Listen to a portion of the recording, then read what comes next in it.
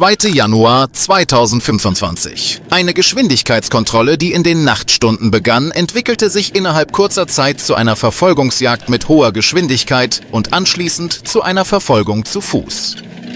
Der Vorfall ereignete sich gegen 01:14 Uhr auf der I-36 in westlicher Richtung, östlich des Fairpark-Gebiets.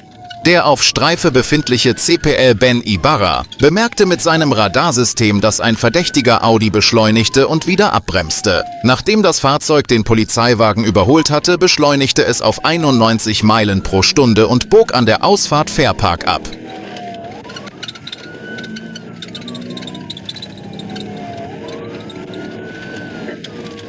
Wenn du echte Polizeiberichte und adrenalingeladene Verfolgungsjagden liebst, dann abonniere unbedingt unseren Kanal. 2 neue Videos erwarten dich jede Woche.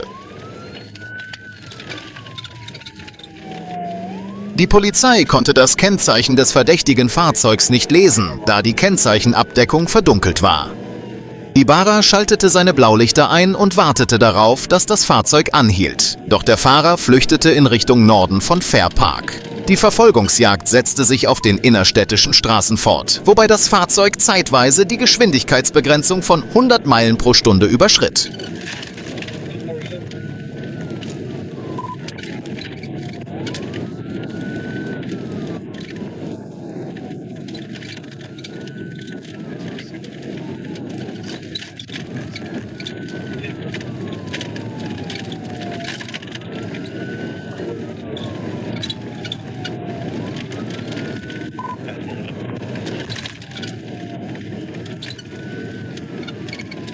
Das Fahrzeug erreichte den Markham Boulevard in der Nähe von Woodrow, Maryland und der 12th Street und fuhr in Kreisen durch die Nachbarschaft.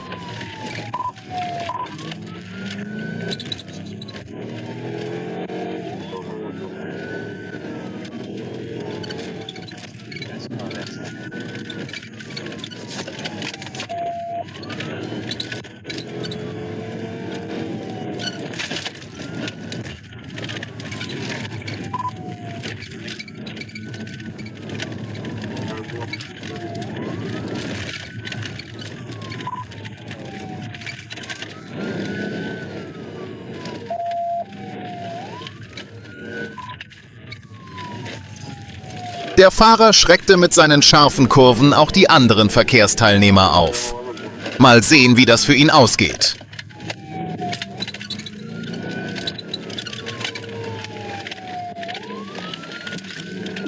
Im Fahrzeug befanden sich 2 Personen. Nach dem Eingreifen der Polizei stiegen sowohl der Fahrer als auch der Beifahrer aus dem Fahrzeug und flohen zu Fuß. Die Polizei meldete per Funk, dass der Fahrer in Richtung Südosten und der Beifahrer in Richtung Westen geflohen sei.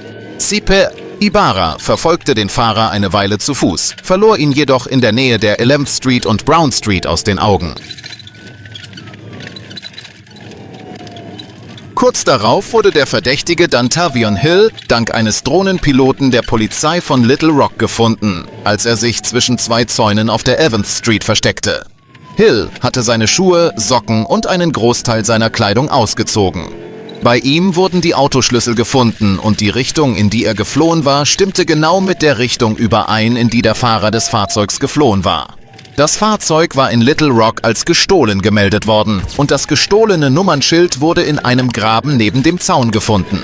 Hill gab im Polizeiauto und auf dem Weg ins Gefängnis mehrfach zu, betrunken gewesen zu sein, behauptete jedoch nicht gefahren zu sein. Zunächst behauptete er, den Fahrer nicht zu kennen, gab sich dann aber mit den Worten „Nehmt mich mit, ich will endlich schlafen" geschlagen. Hill wurde wegen Diebstahls, Flucht vor der Polizei und Beschädigung von öffentlichem Eigentum sowie aufgrund bestehender Haftbefehle, die von der LRPD ausgestellt worden waren, ins Gefängnis gebracht.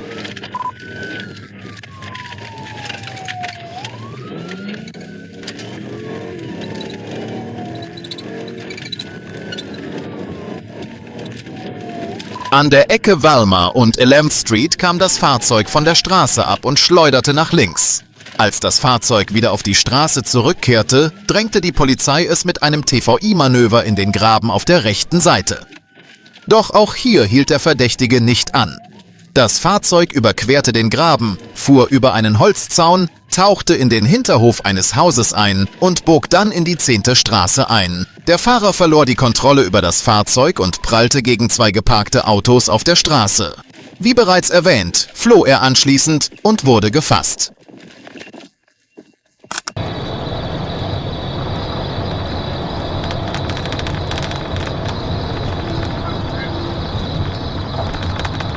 Eine Hochgeschwindigkeitsverfolgungsjagd, die in der Nacht des Unabhängigkeitstags auf der Interstate 36 begann, führte zu Schäden an mehreren Fahrzeugen, 3 Verletzten und der Beschlagnahmung einer illegalen Waffe mit automatischem Feuermechanismus. Gegen 22:35 Uhr fiel ein grüner Dodge Charger aufgrund gefälschter Lichter und abgelaufener vorläufiger Kennzeichen auf.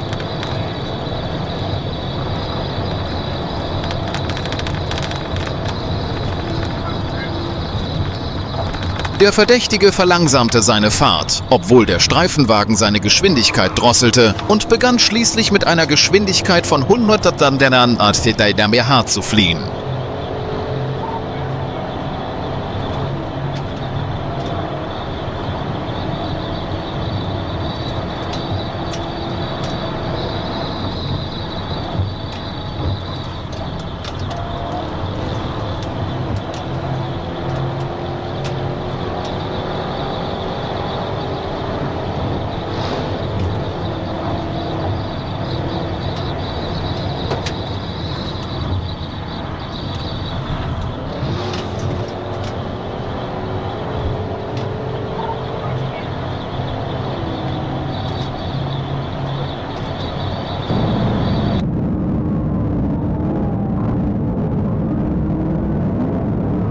Während der Verfolgungsjagd fuhr das Fahrzeug über die Interstate 36 in Richtung Westen und dann weiter auf dem Financial Center Parkway und dem Channel Parkway. Trooper Hunter Glover versuchte, das verdächtige Fahrzeug auf dem Channel Parkway zu stellen, als er aufgrund des zwischen 2 Fahrzeugen hindurchfahrenden Chargers mit einem anderen Fahrzeug kollidierte.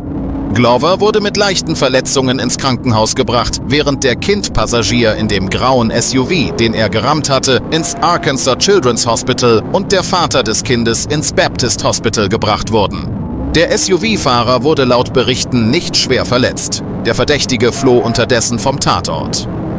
Gleich sehen Sie den Moment des Unfalls.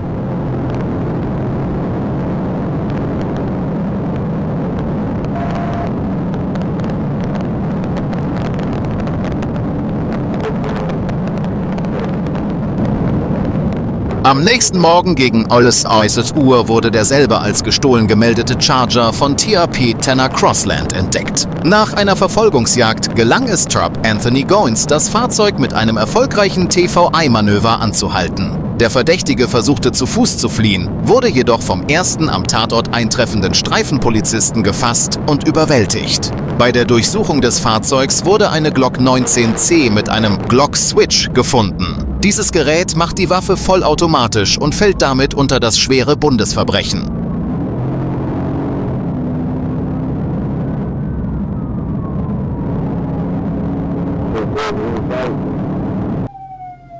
Yeah, 10-4, he's about 100 yards ahead of me.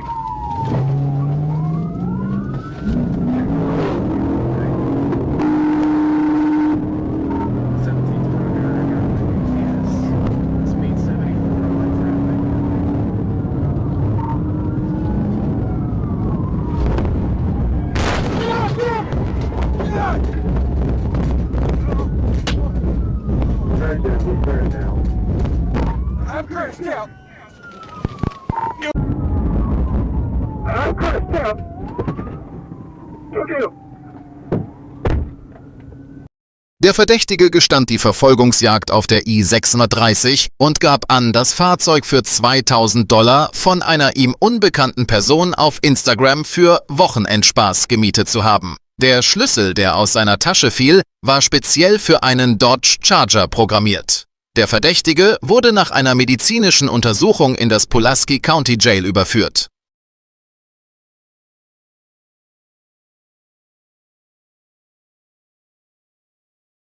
Der Fahrer wurde wegen folgender Delikte angeklagt: Flucht und Widerstand gegen die Polizei, überhöhte Geschwindigkeit und gefährliches Fahren, Verursachung eines Verkehrsunfalls mit Verletzten, illegaler Besitz einer Schusswaffe, Fahren eines gestohlenen Fahrzeugs, Fahren ohne Führerschein und ohne Versicherung. Die Ermittlungen dauern noch an.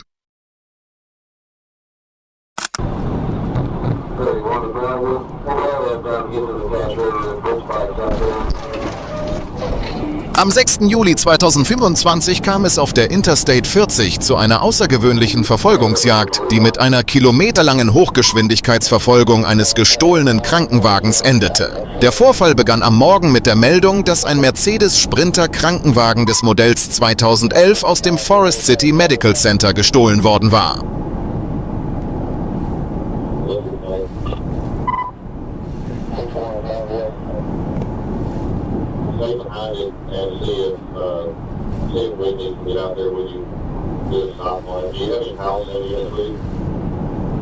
Der Krankenwagen mit dem Kennzeichen 900 Elmham EAX wurde zuletzt auf dem State Highway 280 in Richtung Norden gesehen. Die Staatspolizei verließ sofort die Autobahn an der 242-Meilen-Markierung und bog auf den Highway 284 ab. Kurz darauf wurde jedoch gemeldet, dass der Krankenwagen wieder auf die Interstate 40 gefahren sei und in westlicher Richtung unterwegs sei.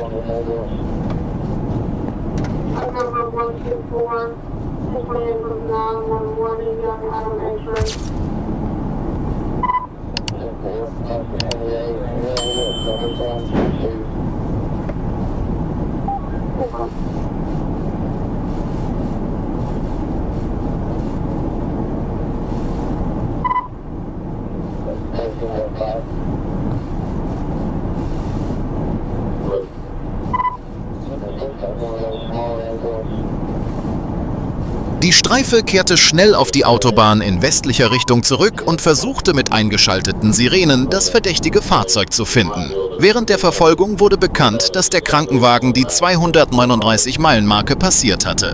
Die Polizei kontaktierte die Polizeibehörde von Palestine, damit diese ebenfalls eingreifen würde, falls der Krankenwagen die Ausfahrt 233 nehmen sollte. Nach einer etwa 15 Meilen langen intensiven Verfolgungsjagd wurde der gestohlene Krankenwagen in der Nähe der 225-Meilen-Markierung zwischen zwei Lastwagen auf der rechten Spur entdeckt.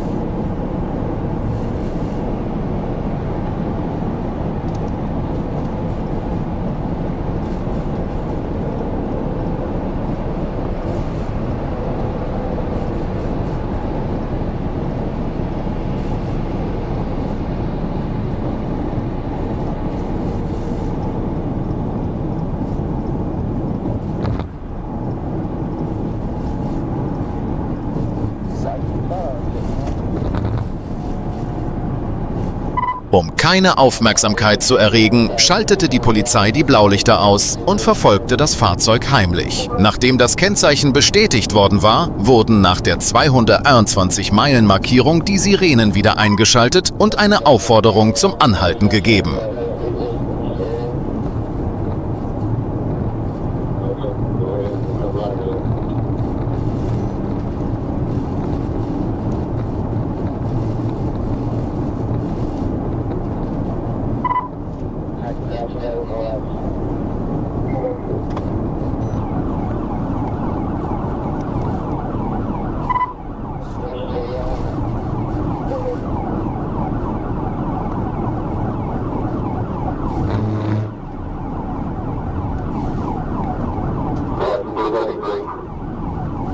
Anstatt den Polizeisignalen Folge zu leisten, beschleunigte der Verdächtige jedoch und begann, die Fahrspur zu wechseln.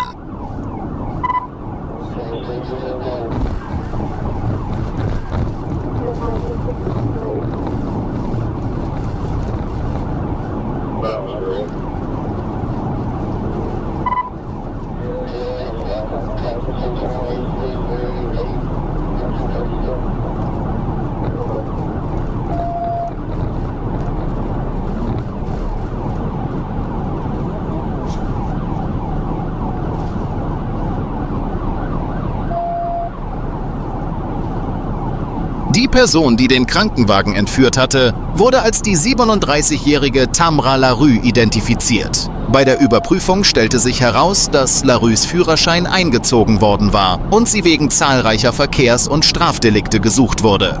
LaRue, die offenbar verletzt war, wurde zunächst ins Forest City Medical Center gebracht und nach ihrer Behandlung in die Haftanstalt von St. Francis County überführt. Gegen sie wurden folgende Anklagen erhoben: Flucht mit einem Kraftfahrzeug im Rahmen einer schweren Straftat, Flucht zu Fuß, Fahrzeugdiebstahl im Wert von über $25.000, Behinderung der Amtsausübung, Fahren mit entzogenem Führerschein, Geschwindigkeitsüberschreitung, unsachgemäßer Spurwechsel, fortgesetzte Benutzung der linken Spur und Nichteinhaltung des Sicherheitsabstands.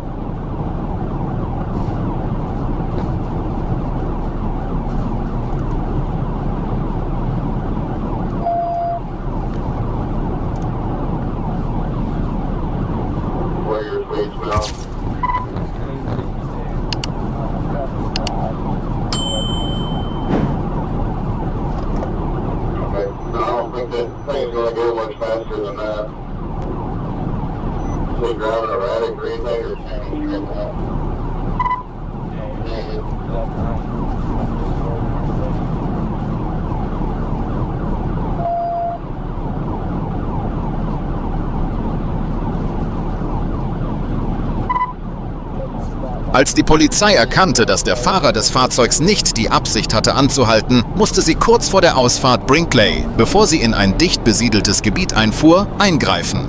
Bei Meilenstein 217 wurde eine erfolgreiche TVI durchgeführt, um das Fahrzeug auf die rechte Straßenseite zu drängen und so die Sicherheit der anderen Verkehrsteilnehmer zu gewährleisten. Infolge des Manövers kippte der Krankenwagen um und blieb auf der Seite liegend im Waldstück am Straßenrand liegen. Die Polizei umstellte das Fahrzeug gemäß den Sicherheitsvorschriften und wartete auf das Eintreffen der Verstärkung.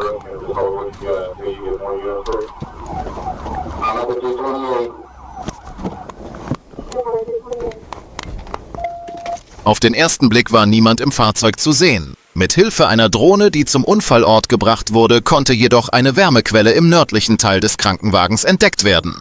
Als die K9-Einheit zum Einsatz kommen wollte, kam die verdächtige Person aus dem Waldstück und ergab sich.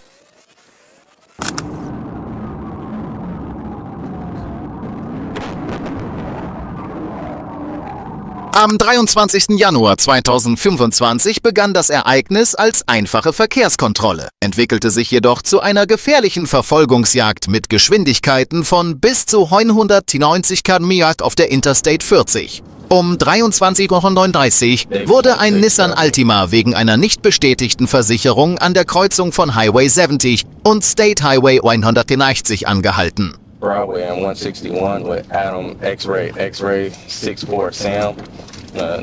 Der Fahrer tat jedoch so, als würde er an einer Conoco-Tankstelle anhalten, gab dann aber Gas und floh. Der Altima ignorierte die Blaulichter und Sirenen und floh über den Highway 101 Sightseeing in westlicher Richtung auf die Interstate 40.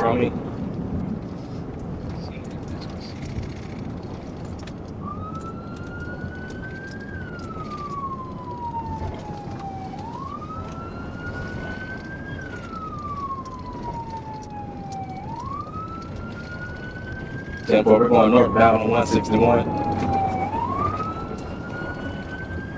Der Grund für die verrückte Flucht des Fahrers, die Sie gleich sehen werden, ist eigentlich folgender. Bei der Durchsuchung von Burns wurde eine Präzisionswaage gefunden.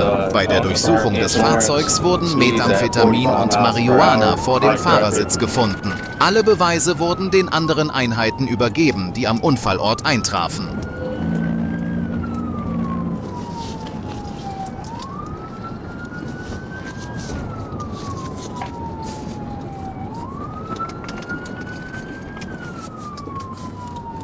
Der Grund für die verrückte Flucht des Fahrers, die Sie gleich sehen werden, ist eigentlich folgender. Bei der Durchsuchung von Burns wurde eine Präzisionswaage gefunden. Bei der Durchsuchung des Fahrzeugs wurden Drogen vor dem Fahrersitz gefunden. Alle Beweise wurden den anderen Einheiten, die am Tatort eintrafen, übergeben.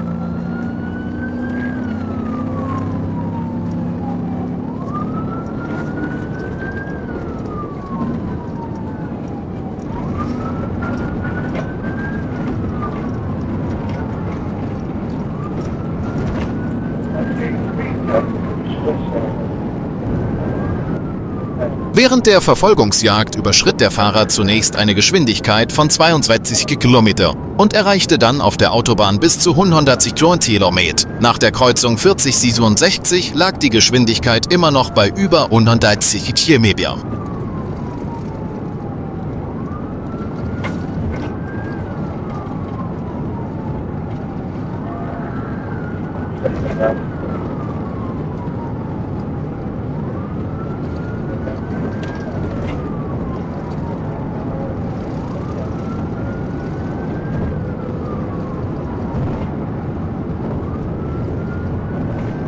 Die Arkansas State Police schloss sich der Verfolgungsjagd an der Ausfahrt Camp Robinson an und übernahm die Führung.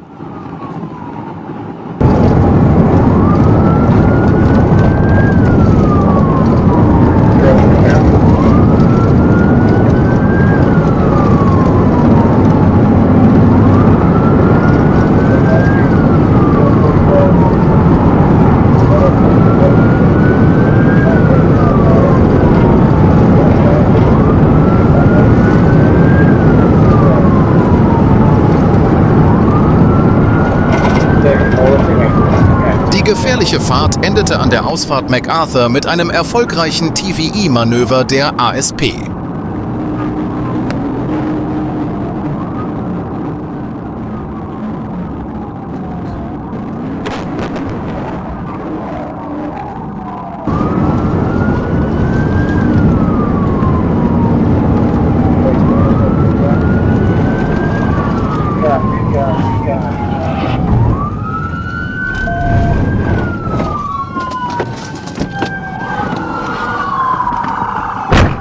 Get out, get out, get out! Get out, Zoom! Turn right on, turn right on. Da das Fahrzeug beschädigt war, wurde der Fahrer aus dem Fenster gezogen und es wurden Verfahren zur hochriskanten Verkehrskontrolle angewendet. Der Fahrer Christopher Burns wurde festgenommen und in den Streifenwagen gesetzt. Die weibliche Beifahrerin wurde ebenfalls unverletzt aus dem Fahrzeug geholt und vor Ort von MEMS untersucht.